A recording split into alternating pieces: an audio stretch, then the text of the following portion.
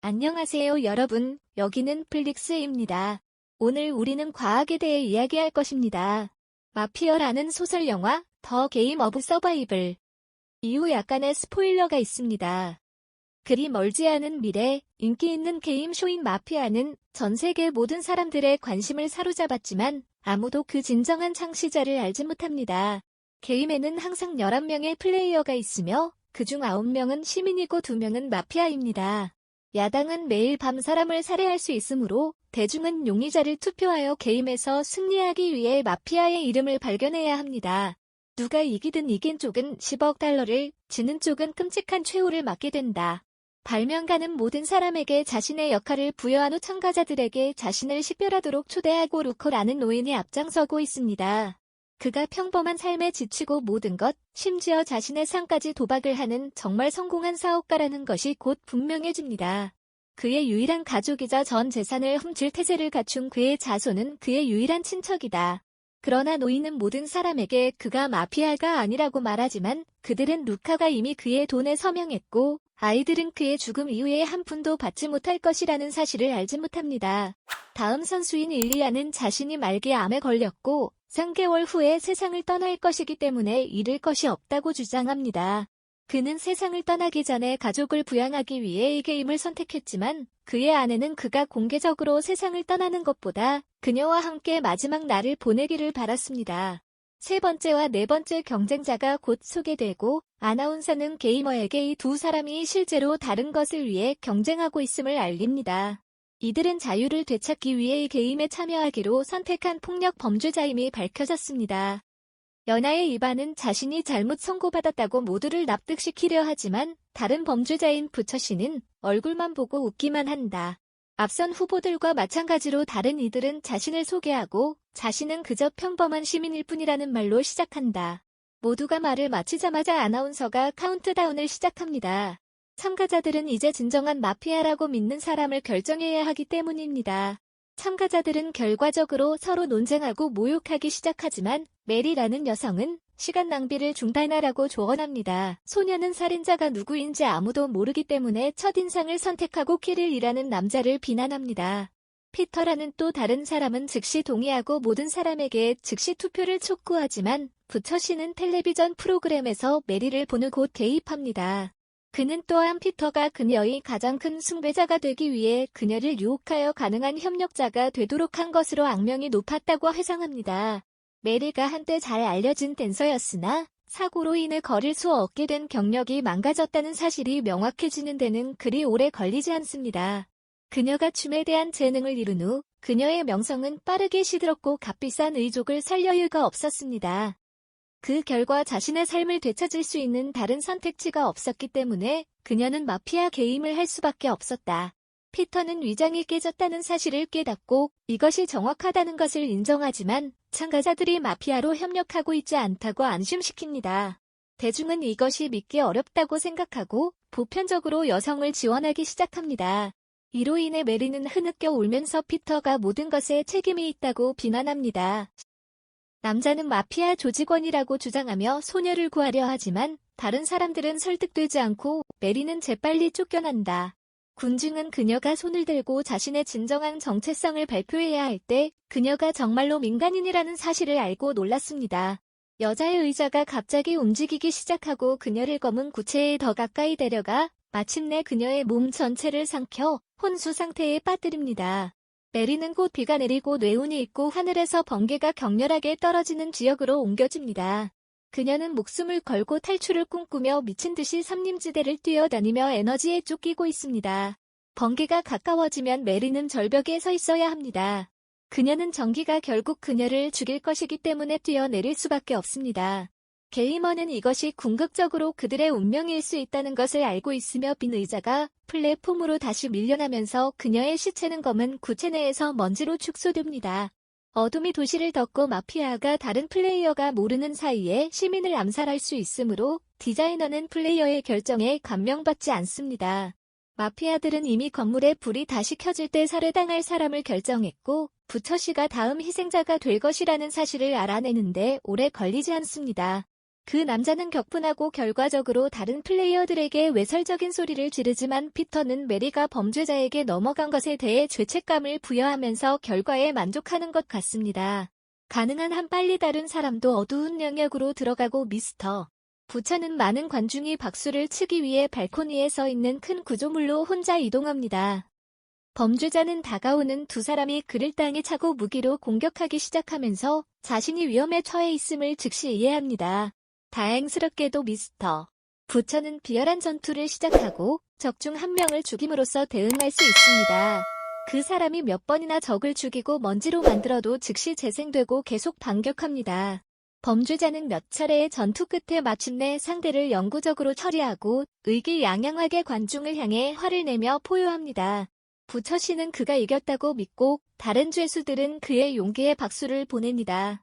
그러나 이것은 모두 제작자의 계획의 일부였습니다. 그는 뒤로 물러나다가 비틀거리며 땅에 쓰러져 바위에 부딪혀 모두 앞에서 바보처럼 죽어갔다. 그들은 다시 게임으로 돌아오고 이번에는 참가자들이 진짜 마피아가 누구인지 결정하기 위해 한 번 더 투표해야 합니다. 시계는 이전처럼 똑딱거리기 시작하고 콘스탄틴이라는 미스터리한 개인이 마피아가 누구인지 알고 있다고 주장합니다. 그 남자는 실제로 미래를 볼 수 있는 능력을 부여하는 돌연변이를 가지고 있으며 그는 이 재능을 활용하여 대기업의 위기 컨설턴트로 일합니다. 이것은 신속하게 명확해집니다. 콘스탄틴은 메리의 사망에 대한 보복으로 부처 씨를 살해한 책임이 있기 때문에 피터가 진정한 마피아라고 대중에게 알립니다. 사람들은 그 추론이 일리가 있는 것처럼 보인다는 사실에도 불구하고 낯선 사람의 진술을 믿기가 어렵다는 것을 알게 됩니다. 그럼에도 불구하고 놀랍게도 피터는 그 비난에 진정으로 동의합니다. 군중은 바보를 비웃기 시작하지만 피터는 즉시 콘스탄틴도 마피아 인물이라고 말합니다.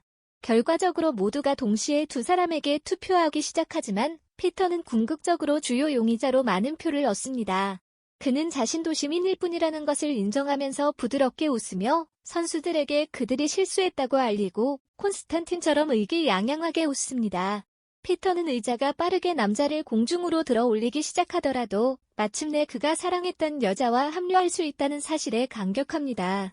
그 남자는 마침내 검은 구체에 의해 큰 바다로 옮겨지고 그곳에서 피터는 물로 둘러싸인 작은 배를 타고 깨어납니다. 그는 노를 저어 공경에서 벗어나려 하지만 창조주가 눈치채고 즉시 남자의 배에 구멍을 뚫어 물이 쏟아지게 한다. 더 나쁜 것은 여러 상어가 물에서 나타나기 시작하면서 그를 둘러싸고 있기 때문에 그 남자는 갈 곳이 없습니다. 피터는 해안에 갈 수 없다는 사실을 깨닫고 부러진 노를 사용하여 물 동물을 찌르는 기회를 선택합니다. 이것은 동물을 해치는 데 성공하여 수중에서 피를 흘립니다. 그 결과 다른 모든 상어들이 피로 몰려들기 시작한다. 희생자가 동물들에게 재빨리 찢기자 피터는 물속으로 뛰어들 기회를 포착하고 미친 듯이 헤엄쳐 도망치려 합니다. 남자는 섬에 가까워질수록 눈앞에 모든 땅이 사라지고 있음을 재빨리 알아차린다. 상어들은 모두 먹이를 다 먹어치웠고 이제 대규모로 인간에게 접근하고 있습니다. 거대한 상어에게 죽임을 당하기 전 피터는 자신이 죽을 것이라는 사실을 알게 되면서 자신이 그토록 사랑했던 여인을 엿보기 시작합니다. 이 게임은 3명의 무고한 행인이 사망한 후 마피아를 식별할 수 없었기 때문에 참가자들에게 해가 지기 전에 투표할 수 있는 기회를 한 번 더 제공합니다. 가장 먼저 말을 건 사람은 월터라는 중년 남자인데 곧 그가 실은 전투 경험이 많은 고위 육군 장교라는 것이 분명해집니다. 그러나 전투에서 모든 병사를 잃고 자신에게만 책임이 있다고 믿은 후 그는 빠르게 심리적 불안정성을 발전시켰습니다. 월터는 법을 어기는 사람을 싫어하기 때문에 옆에 앉은 범죄자를 비하하기 시작하지만 아이브는 계속해서 자신이 결백하다고 주장합니다. 사령관을 괴롭힘으로 인식하는 너리서가 갑자기 대화를 중단했을 때 아이브의 진정한 공격은 군인에 의해 드러납니다. 젊은 남자는 친구들과 파티를 하고 있던 최근 졸업생이었는데 친구들이 자동차로 무책임하게 벽에 부딪혔습니다. 아이븐과 운전자는 둘 다 그들을 법정으로 데려온 폭발을 피할 수 있었지만 두 친구는 차량 안에서 사망했습니다. 불행히도 이반은 모든 목격자들이 그날 밤 운전을 한 사람이 자신이라고 말했기 때문에 즉시 감옥에 갇혔습니다. 경찰은 너리서와 싸우기 시작하고 아이븐과 숙녀가 마피아의 일원이라는 의심을 표명하고 젊은 남자는 사람들이 그를 믿어달라고 외칩니다. 그는 그녀에게 재빨리 투표를 하고 다른 사람들도 똑같이 하도록 시도하지만 그의 엉뚱한 행동은 그를 더 의심스럽게 만듭니다. 결과적으로 다른 모든 사람들이 그에게 투표하고 결국 모든 플레이어에게 화를 내며 소리를 지르는 장교는 사형을 선고받습니다. 그는 군중에게 자신이 무고한 동료 시민임을 증명하고 모두 죽을 것이라고 알립니다. 사령관은 거대한 의자에 의해 빠르게 어두운 구체로 빨려 들어가고 결국 최악의 악몽에 빠지게 됩니다. 발터가 자신의 모든 부대를 통솔하는 상황에 놓이게 되자 병사들은 적들에게 급격하게 공격을 받고 한 명씩 학살당하고 얼터만 살아남는다. 동료들을 구출하기 위해 홀로 달려나와 적군과 맞서지만 자신의 부주의가 빚어낸 학살을 목격하게 된다. 울터가 슬퍼할 기회를 갖기도 전에 건물의 적들이 곧 그를 포위하고 마침내 동료들과 함께 총에 맞아 죽습니다. 마피아는 경찰이 살해된 후 새로운 희생자를 선택하기로 결정했고 어둠이 도시를 뒤덮자 대중은 그 결과를 초조하게 기다립니다. 조명이 서서히 돌아오면 아나운서는 라리사가 마피아에 의해 다음 살인 희생자로 선정되었음을 청중에게 알립니다. 그럼에도 불구하고 그 여인은 두려워하지 않는 것 같습니다. 알고 보니 라리사는 멋진 남편을 둔 멋진 아내였지만 혼자 술을 마시기 시작하면서 점차 모든 것을 망쳐버렸습니다. 그녀는 중독의 결과로 몇 년 동안 아파트에서 혼자 살았고 결국 결혼 생활이 실패하고 가족이 그녀를 버렸습니다. 이 모든 것은 그녀가 고속도로를 달리던 어느 날 그녀 앞에 사고가 펼쳐지는 것을 보았을 때 끝났습니다. 그녀는 충돌에서 입안으로 밝혀진 젊은 남자를 구출할 수 있었습니다. 러리서는 아이븐이 허위 운전사라고 비난하기 위해 많은 돈을 받았기 때문에 소년의 삶을 끝내는데 똑같이 책임이 있다고 설명합니다. 아이븐은 마침내 그녀가 한 일에도 불구하고 그녀를 용서하기로 결심하고 그에게 그러한 고통을 준 것에 대해 사과합니다. 의자는 그녀를 어두운 구체 방향으로 움직이기 시작하면서 숙녀를 그녀의 악몽 속으로 던지려고 합니다. 러리서는 비행기에서 스스로 깨어나면서 공중으로 날아가지만 차량이 강력한 폭풍을 향해 똑바로 날아가고 있음을 빠르게 발견합니다. 비행기의 엔진은 궁극적으로 실패하고 구름이 촉수를 가진 외계 생물과 닿기 시작하면서 사이클론으로 돌진합니다. 러리서에게 걱정하지 말라고 말하면서 승무원은 항공기 전체를 찢어놓고 모두를 패닉에 빠뜨리는 돌풍에 빠르게 끌려갑니다. 구름은 곧 악마 무리처럼 탑승자를 둘러싸고 비행기를 뒤틀고 산산조각 내기 시작하여 탑승한 모든 사람을 살해합니다. 러리서가 죽은 후 남은 플레이어는 6명뿐이며 대중은 아직 마피아를 찾지 못했습니다. 키릴은 아이븐이 처음부터 러리서를 알고 개인적인 보복으로 그녀를 살해했을 것이기 때문에 의심하려지 없이 범인이라고 믿습니다. 젊은 여성 캐디어가 믿는 것과는 달리 콘스탄틴은 처음에 모든 사람에게 피터에게 투표하라고 지시했고 나중에 자신이 민간인임을 밝혔기 때문에 책임이 있을 수 있습니다. 놀랍게도 콘스탄틴은 동의하지 않는 대신 그녀가 삼각형 형태를 제외하고는 도망칠 곳이 없을 때 그녀에게 자신의 예측 중 하나를 제공합니다. 투표는 신속하게 시작되고 이방과 콘스탄틴 사이에 균등하게 나누어져 다수를 식별하는 것이 불가능합니다. 그러나 대중이 예상하지 못한 것은 콘스탄티누스가 결국 자신을 지원하기로 한 결정이었고 이는 참가자와 발명가 모두를 충격에 빠뜨렸다. 결과적으로 그는 이전의 희생자들처럼 거대한 검은 구체로 이끌리기 전에 자신이 게임에서 진정한 조폭임을 인정할 수밖에 없다. 콘스탄틴은 어두운 계단으로 안내되어 벽에 있는 수많은 거울을 발견하고 그의 급속한 노화를 보고 겁에 질립니다. 이로 인해 그는 꾸준히 나이가 들어감에 따라 기침을 멈추지 않고 땅에 쓰러지지만 그 남자는 두려워하지 않는 것 같습니다. 그는 미리 결정된 결과에서 게임의 경로를 성공적으로 변경한 후 이것이 그의 전략의 일부라고 모든 사람에게 설명합니다. 그는 게이머가 미래의 게임을 제거할 것이기 때문에 게임 개발자가 궁극적으로 자신이 한 일에 대한 비용을 지불할 것이라고 주장합니다. 아나운서는 콘스탄틴이 궁극적으로 지상에서 사망하더라도 마피아가 추가 희생자를 살해하는 두 번째 라운드가 시작될 때 콘스탄틴의 경고를 무시합니다. 화자는 건물 내부에 불이 다시 켜질 때 마피아가 이반을 처형할 사람으로 골랐다고 말한다. 세상을 떠날 젊은 남자는 그곳의 모든 사람, 특히 자신의 어머니 앞에서 자신의 결백을 증명할 수 있었기 때문에 이미 승리했음을 알고 있습니다. 이반은 죽음의 어두운 영역으로 끌려가 감옥에 갇히고 그의 결백함에도 불구하고 모두가 슬픔에 잠겨 지켜보는 가운데 죽임을 당합니다. 그러나 남자는 자신의 비전에서 다시 어머니를 볼 수 있으며 이번에는 아들에게 자랑스럽게 빛납니다. 이반은 어머니의 표정을 보고 결국 죽음을 직시하게 된다. 그런 다음 모든 총이 그를 쏘기 시작하여 즉시 죽입니다. 아이븐이 떠날 때 남은 플레이어는 4명뿐이므로 투표 절차에서 더 이상의 오류를 허용할 수 없지만 이전보다 더 당황한 사람은 없는 것 같습니다. 일련은 키릴 캐디어와 협력했다고 비난합니다. 두 사람이 서로를 너무 잘 아는 것 같아서 그들이 연인이라고 믿게 만듭니다. 그들은 실제로 경기 전에 술집에서 만나 사건 전에 알고 지냈음을 증명했지만 키릴은 그들이 팀으로 일하고 있다는 개념에 대해 이의를 제기합니다. 루커는 이제 이 확인 결과 쌍이 모든 사람이 운명을 통제하고 있다고 느끼지만 캐디어는 다음에 누구를 죽여야 할지 결정할 수 없습니다.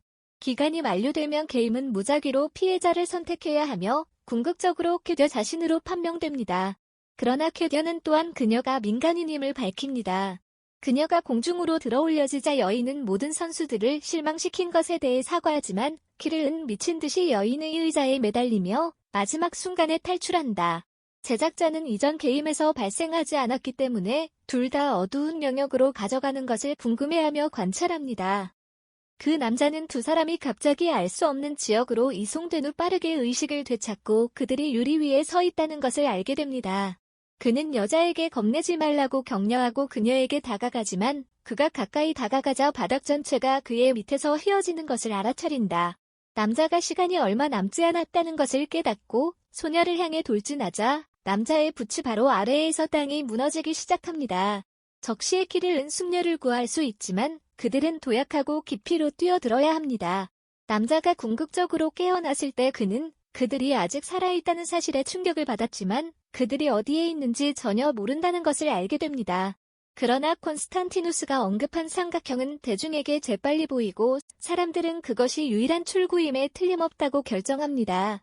계곡으로 들어서면서 두 사람은 바위를 향해 여행을 계속하지만 남자는 곧 무수한 촉수가 그들을 에워싸기 시작하면서 무언가 잘못되었음을 깨닫습니다. 그 결과 사람들은 괴물을 피하기 위해 미친 듯이 도망칩니다. 두 사람이 마침내 바위를 지나 큰 들판으로 들어가면서 보스 음악이 재생되기 시작합니다. 그곳에서 거대한 용암 괴물이 나타나 그들을 향해 기어가기 시작합니다. 키릴이 소녀에게 가장 어두운 두려움에 맞서기 위해 움직일 때 도망치라고 명령하면서 그 생물은 발톱으로 그 남자를 반복적으로 공격합니다. 다행히 키릴은 적시의 위협을 피할 수 있습니다. 그런 다음 그는 그 생물이 햇빛에 취약하여 피부가 녹는다는 것을 깨닫습니다. 적의 머리에 있는 목걸이를 발견하자마자 그 남자는 전략을 세울 수 있으며 이를 통해 괴물에게 달려가 8위로 올라갑니다. 짐승이 그를 격렬하게 공격하기 위해 돌격하자 키릴은 땅에 쓰러지기 전에 뛰어들어 목걸이를 낚아챘습니다. 괴물은 그 남자가 위험을 감수하고 그 방향으로 빛을 비추면 시체를 태우고 먼지로 줄임으로써 즉시 정의를 얻습니다. 그들은 목걸이를 제거하고 벽에 있는 퍼즐을 완성하는 장치에 부착할 때 마침내 창조주에게 그들을 운반하는 거대한 사이클론에 의해 삼켜집니다. 한편 이 성명서는 민간인은 한 명만 남아도 살인범은 살아있기 때문에 마피아가 승리했음을 시청자들에게 알린다. 저자는 이것이 그의 계획의 일부였으므로 이것이 키릴과 캐디어의 실제 결말이 아님을 밝힙니다. 시청자들이 프로그램에서 같은 결과의 실증이 나고 있었기 때문에 그는 의도적으로 그 남자가 의자에서 탈출하도록 하여 게임 중에 불가능한 일이 발생할 수 있도록 했습니다. 그는 또한 그들의 몸이 여전히 어두운 구체에 있음을 밝히고 한 번 더 살아남을 기회를 주지만 게임의 책임자는 항상 자신이 될 것이라고 미리 경고합니다. 일련은 때때로 자신이 궁극적으로 마피아의 일원임을 재빨리 인정한 후 가족에게 돌아갈 수 있으며 사망하기 전에 가족을 위해 10억 달러를 남길 수 있습니다. 키릴은 인간의 삶을 오락으로 활용하는 쇼를 종식시키기 위해 게임에 재진입하려 하므로 콘스탄틴이 역사를 바꾼 것이 옳았다는 것을 대중은 알지 못한다. 댓글 섹션에서 이 영화에 대한 생각을 공유해주세요. 그리고 제 영화가 마음에 드셨다면 좋아요와 구독을 눌러주세요. 곧 다시 이야기하겠습니다.